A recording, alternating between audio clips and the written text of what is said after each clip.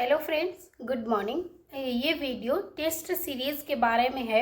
मुझे एक कमेंट मिला था ध्येय की टेस्ट सीरीज़ कैसे परचेज करें और कहाँ से परचेज करें। तो कमेंट के माध्यम से या रिप्लाई में इसका आंसर दे पाना मुझे लगा सही नहीं है, क्योंकि फुली डिटेल्ड में नहीं बता पाएंगे रिप्लाई में। तो ये वीडियो टेस्ट सीरीज़ को लेकर है। जैसा कि मुझसे पूछा है कि ध्येय की टेस्ट सीरीज किस तरह से लें और कहाँ से लें, तो मैं आपको बिल्कुल ट्रस्टेड बता रही हूँ, कोई पेज नहीं है। ये दिल्ली की मुखर्जी नगर की एक शॉप है, राजेश बुक स्टोर। उनका एक चैनल भी है, आप सर्च कर लीजिए राजेश बुक स्टोर के नाम से या बुक डिपो के नाम से। ऐसे ही आप यूट्यूब पे सर्च करना, आपको डिटेल में सब कुछ मिल जाएगा। मैंने जब दृष्टि का एक सेमिनार अटेंड करने गई थी, तो तब मुझे उस शॉप के बारे में पता चला था। उसके बाद मैंने यूट्यूब पे भी सर्च किया, वहाँ से फिर उनका नंबर लेकर मैंने यूपीएससी के लिए ध्येय की टेस्ट सीरीज ऑर्डर की थी। और हिंदी ऑप्शनल था मेरा, तो हिंदी के लिए मैंने वहाँ से सारी बुक्स ऑर्डर की थी और मुझे घर पर ही आ गई थी बाई पार्सल। तो आप वहाँ से नंबर, मैं स्क्रीन पे नंबर दे रही हूँ, और उसका जो भी मेरी उनसे चैट हुई थी उसका भी स्क्रीनशॉट आप देख लीजिए कि मेरी उनसे चैट हुई थी। और उसके बाद मैंने जो भी ऑर्डर्स किए, मुझे ऑर्डर्स घर पर रिसीव हुए। तो 1 हफ्ते के अंदर ही आपका ऑर्डर आपके पास आ जाएगा। और मैंने वहाँ से जो भी सामान मंगाया, जो भी बुक्स परचेज की, मुझे बिल्कुल टाइम से मिल गई और मुझे कोई भी परेशानी नहीं हुई किसी भी तरह की। आप स्क्रीन पे नंबर है, आप इस व्हाट्सएप पे सेव कीजिए, फिर उनसे मैसेज कीजिए, आपको फुली डिटेल में वो आपको रिप्लाई देंगे और पूरा जो भी प्रोसेस है ऑर्डर का वो सब बताएंगे। लेकिन आप अपना एड्रेस, बिल्कुल सही एड्रेस उनको सेंड करना, उसमें अपना बिल्कुल सही चालू वाला नंबर देना जो अभी करंट में चालू है नंबर। कॉल लग जाएगी, आपके पास कॉल आएगी और आपको रिसीव हो जाए। हाँ, पेमेंट आपको पहले ही करना पड़ेगा, पहले ही आपको पेमेंट करना पड़ेगा। उस पेमेंट की स्क्रीनशॉट उनको सेंड करनी पड़ेगी, उसके बाद आपको पार्सल मिलेगा।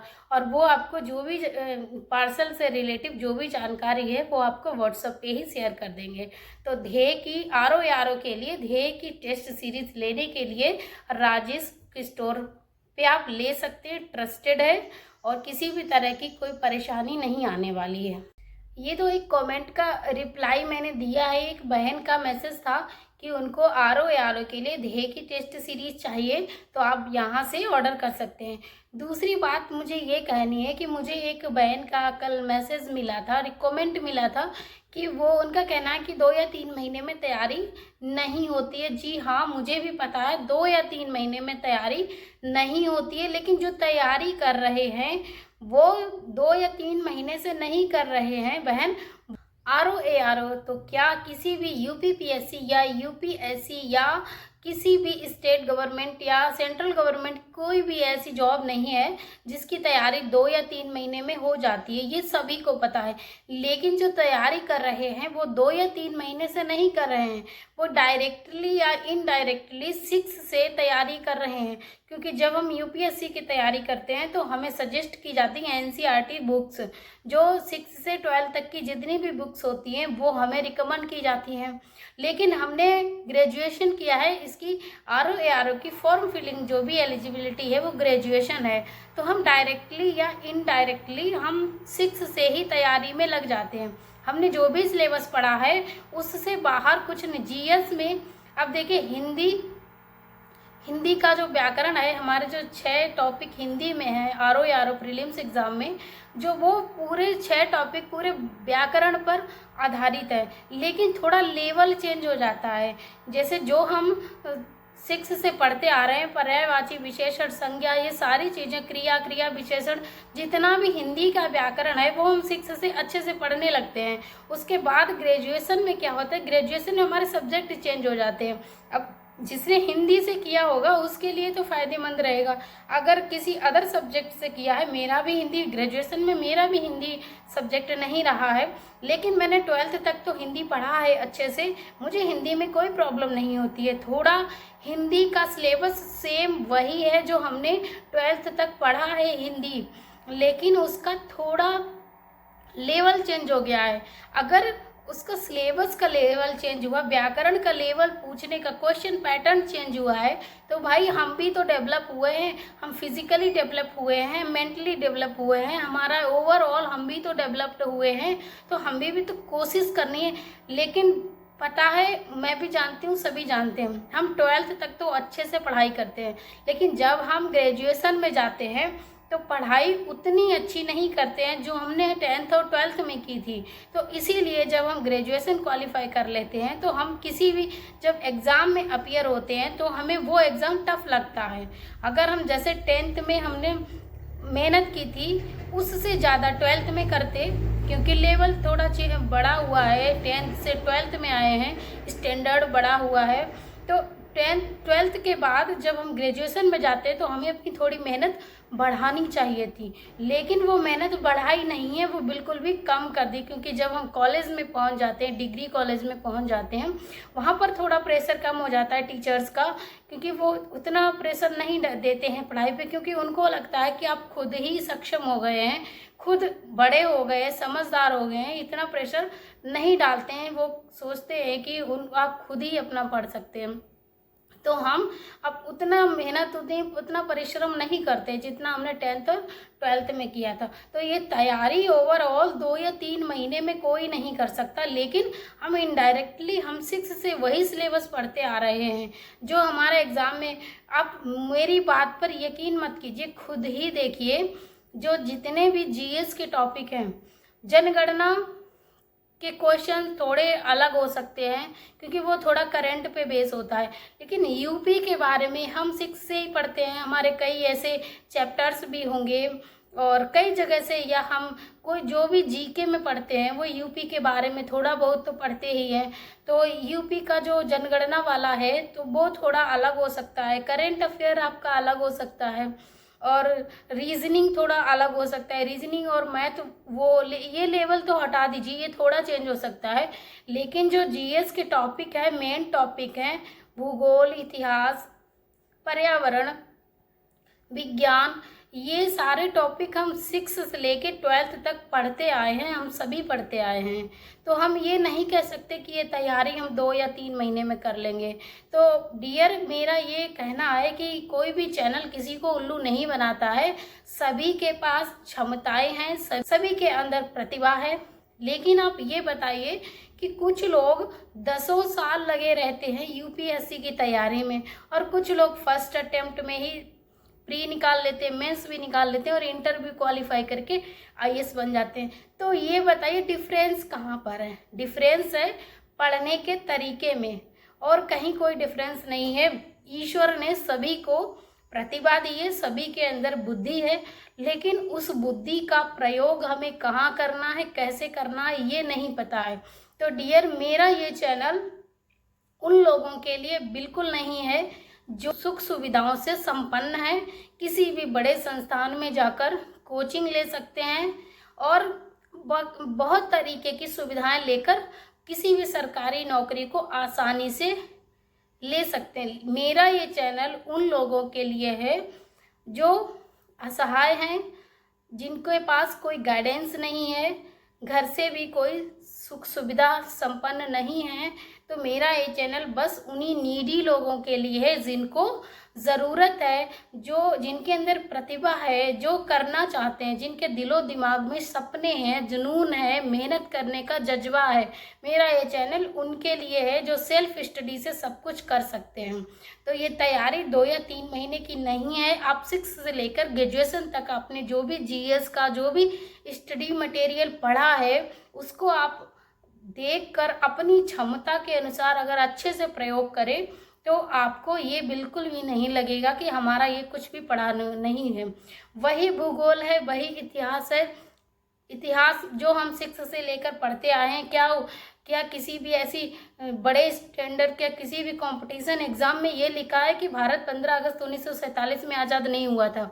6 में भी यही बताया था कि भारत 15 अगस्त 1947 में आज़ाद हुआ था। और आप जितने भी बड़े लेवल में जाएंगे सभी में यही बताया जाएगा। अंबेडकर जी के बारे में 6 से लेकर मतलब फर्स्ट क्लास से लेकर जब हम स्कूल में जाते हैं तब से हमें अम्बेडकर जी के बारे में बताया जाता है, और वही हमें बड़े लेवल में भी बताया जाता है। तो हम ये कैसे कर सकते हैं कि ये तैयारी 2 या 3 महीने की है? हम स्टार्टिंग से पढ़ते आए हैं, लेकिन वो इनडायरेक्टली वे में। तो देखिए, जब हमारी क्लास छोटी होती है तो हम छोटे लेवल का पढ़ते हैं, लेकिन जब हमारा जैसे जैसे स्टैंडर्ड बढ़ता जाता है तो हमारा माइंड भी तो डेवलप होता है। तो हमें मेहनत थोड़ी और ज़्यादा करनी है। बस हमें छोटे लेवल में क्या होता है वही मैटर एक कहानी के रूप में दिया जाता है, लेकिन जब स्टैंडर्ड बड़ा होता है तो वो हमें थोड़ा टफ लगता है, थोड़े वर्ड कठिन होते हैं, लेकिन हमारा माइंड भी तो डेवलप हुआ है तो हम उसको समझेंगे। वही चीज़ें हैं, वही संविधान है, वही इतिहास है, वही भूगोल है, कुछ भी चेंज नहीं हुआ है। चेंज हुआ है तो केवल हमारा नज़रिया।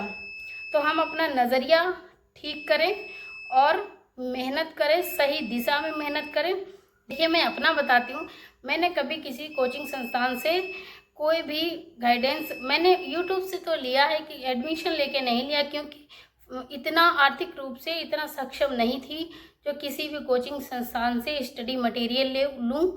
अब जो लोग सक्षम हैं वो ले सकते हैं, लेकिन मेरा ये चैनल बस नीडी लोगों के लिए है। तो मैं बताती हूँ कि मैंने यूपी टेट, सी टेट और खंड शिक्षा अधिकारी, ये तीनों परीक्षाएं जो हैं मैंने सेल्फ स्टडी से निकाली हैं। यूपी टेट, सी टेट के लिए अब सभी लोग यूट्यूब से कोर्स परचेज करते हैं, बड़े बड़े टेस्ट सीरीज़ लगाते हैं, सिलेबस खरीदते हैं, बुक्स खरीदते हैं। तो मैं अपना अनुभव बताऊं, या मेरा कोई पुराना वीडियो भी पड़ा होगा शायद, तो वो देख लेना आप। मैंने यूपी टेट 7-8 बार क्वालिफाई किया है। कुछ मार्कशीट मैंने दिखाई हैं चैनल पे, लेकिन कुछ मार्कशीट मेरी डाइट में पड़ी है, मैं लेने ही, क्योंकि कोई शिक्षक भर्ती ही नहीं आ रहे, मैं लाई ही नहीं। 2 बार मैंने सीटेट पास किया, ना ही कोई कोचिंग ली थी, ना ही कोई टेस्ट सीरीज लगाई थी, किसी भी चैनल को फॉलो नहीं किया था। जिस टाइम मैंने यूपी टेट, सीटेट क्वालिफाई किया था, मेरे पास फ़ोन भी नहीं था। तो मैं ये सब चीज़ें इसलिए बताती हूँ इस चैनल पे आके कि कुछ कैंडिडेट ऐसे हैं जो गांव में हैं, जिनको गाइडेंस की ज़रूरत है, घर में भी कोई इतना पढ़ा लिखा नहीं है। तो मैं बिल्कुल अपनी सरल भाषा में बिल्कुल रियल और जेन्युइन चीज़ें बताती हूँ जो मैंने अपनी लाइफ से एक्सपीरियंस की हैं। तो आप सेल्फ स्टडी से भी कर सकते हैं। तो मैंने ना ही कोई बुक्स ली, कुछ नहीं किया। हाँ, एक काम किया था मैंने, 6 से लेके 12th तक मैं स्कूल में पढ़ाती थी, और मैंने बस फॉर्म अप्लाई कर दिया और स्कूल में टीचिंग करती रही और एग्ज़ाम दे आई और मेरा क्वालिफाई हो गया। तो जो बाल विकास और शिक्षण कौशल के जो भी क्वेश्चन आते हैं वो मैंने अलग से तैयार किए थे। उसके अलावा मैंने कुछ भी नहीं किया था। टाइम आने पर मैं वो भी दिखा दूंगी कि हिंदी और इंग्लिश में मुझे कितने मार्क्स मिले। 30 मार्क्स की हिंदी आती है, 30 मार्क्स की इंग्लिश आती है। तो उसमें मेरी कोई भी ऐसी मार्कशीट नहीं है जिसमें 30 आउट ऑफ 28, 29, 27 से किसी भी मार्कशीट में मार्क्स मेरे कम नहीं हैं। 27, 28, 29 बस, इसके नीचे कोई भी किसी भी मार्कशीट में मेरे अंक नहीं हैं। और मैंने कहीं से भी कोई टेस्ट सीरीज या कोई ऑनलाइन कोर्स नहीं किया था, मैंने बस पढ़ाया था, सिलेबस पढ़ाया था क्लास। जो लोग हर तरह की सुख सुविधाओं से संपन्न है, वो किसी भी तरह का कोई भी स्टडी मटेरियल खरीदने में सक्षम है, तो वो इतना सारा स्टडी मटेरियल शॉप से, ऑनलाइन, किसी भी तरह से इतना इकट्ठा कर लेते हैं कि उसको अच्छे से पढ़ भी नहीं पाते, ना ही बार बार रिवाइज कर पाते हैं। तो हमारा जो सिलेबस है, सिलेबस के अकॉर्डिंग हमें एक सब्जेक्ट की एक बुक पढ़नी है और अच्छे से पढ़नी है। मैं एक टीचर हूँ, मेरा काम है अपने विद्यार्थियों को, अपने स्टूडेंट को मोटिवेट करना, ना कि डीमोटिवेट करना। तो हम कम सुविधाओं का उपयोग करके भी अपनी मेहनत से, अपने परिश्रम और लगन से सफलता हासिल कर सकते हैं। मेरा ये चैनल उन ज़रूरतमंद विद्यार्थियों के लिए है जिनके पास सुख सुविधाएं उपलब्ध नहीं हैं, लेकिन सही और सटीक इंफॉर्मेशन से, सही और सटीक सिलेबस को याद करके, तैयार करके किसी भी सरकारी नौकरी को हासिल कर सकते हैं। तो प्लीज़ आपसे रिक्वेस्ट है कि आप किसी भी ऐसे ज़रूरतमंद स्टूडेंट को डीमोटिवेट ना करें। और बड़े सपने हर कोई देखता है। जो जिसके पास बहुत सारी सुख सुविधाएं होती हैं वो भी बड़े सपने देखते हैं। जो गांव में रहते हैं, कोई गाइडेंस नहीं है, कोई सुख सुविधा नहीं है, पारिवारिक आर्थिक स्थिति बहुत खराब है, तो क्या वो बड़े सपने ना देखें? क्या वो अपने बड़े सपने ना पूरे करें? तो मेरा ये चैनल बस उन्हीं ज़रूरतमंद विद्यार्थियों के लिए है जिनके पास बहुत कम सुविधाएं हैं और कोई अच्छा गाइडेंस नहीं है। तो देखिए, बिल्कुल भी डीमोटिवेट ना हो। जो भी सिलेबस है वो हम पहले से पढ़ते आ रहे हैं, बस हमें अपनी परीक्षा के अनुरूप उसको यूज़ करना है। हमारी परीक्षा की जो डिमांड है, हमें अपने उस सिलेबस को, अपनी जो उस जानकारी को जो हमने 6 से लेकर ग्रेजुएशन तक हासिल की है, उसको हमें परीक्षा के पैटर्न के अनुसार ढालना है। और जो भी हमें लगता है उसमें कमी है, उस कमी को पूरा करना है। ना कि हमें ये सोचना है कि हम तैयारी 2 या 3 महीने में कर लेंगे। हम तैयारी बहुत पहले से कर रहे हैं इनडायरेक्टली वे में, लेकिन अभी हमने जो फॉर्म अप्लाई किया है, जो परीक्षा हमारे सामने, उसकी तैयारी हम 2 या 3 महीने में कर रहे हैं। लेकिन जो सिलेबस है जीएस का, वो हम पहले से पढ़ते आ रहे हैं, वो हम इनडायरेक्टली वे में पढ़ते आ रहे हैं। अब हमें उसमें से वो चीज़ उठानी है जो हमारे परीक्षा में पूछी जानी है।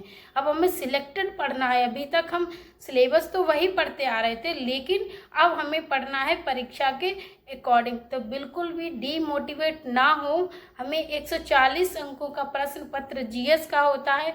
अगर 140 में से हम 80 अंक हासिल कर लेंगे तो ये प्रीलिम्स निकालना हमारे लिए कोई बड़ी बात नहीं रह जाएगी।